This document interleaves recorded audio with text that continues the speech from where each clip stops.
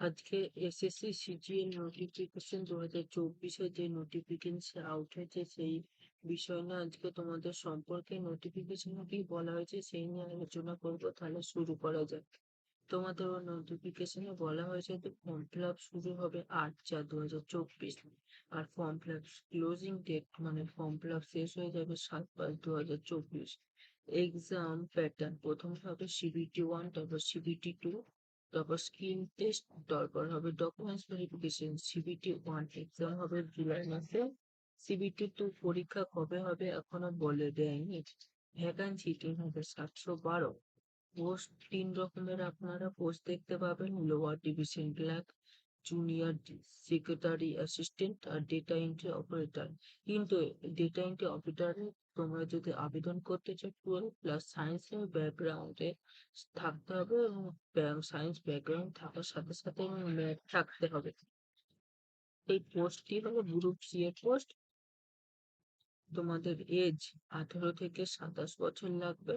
1/8/2024 অনুযায়ী 18 বছর হতে হবে। ওবিসিদের জন্য এক্সট্রা 3 বছর, SC ST-দের জন্য এক্সট্রা 5 বছরের ছাড়। তোমাদের বয়স ধরো 2/8/1997 থেকে 1/8/2005-এর মধ্যে হতে হবে। কোয়ালিফিকেশন 12। এক্সাম সেন্টার তোমাদের থাকবে Asansol, Bardhaman, Durgapur, Kalyani, Kolkata, Siliguri. Exam language Bengali, Hindi, English. Apply fees: general, OBC, EWS এর জন্য 100 টাকা, SC ST, ফিজিক্যাল হ্যান্ডিক্যাপ এবং ফিমেলদের জন্য কোনো টাকা লাগবে না।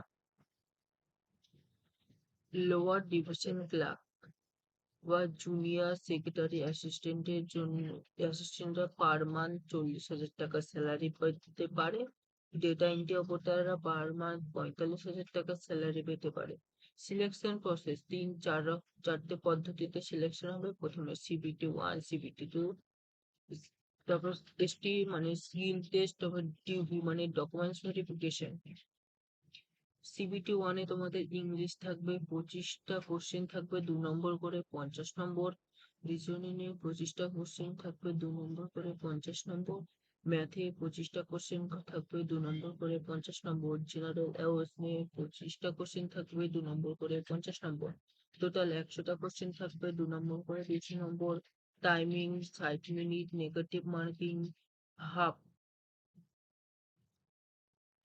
CBT 2 এক্সামটা আবার 3টে সেকশনে ভাগ করা হয়েছে। প্রথম সেকশন হবে ম্যাথ রিজনিং। ম্যাথ থাকবে 30টা কোশ্চেন 3 নম্বর করে, 3 নম্বর করে কোশ্চেন মান 90 নম্বরের।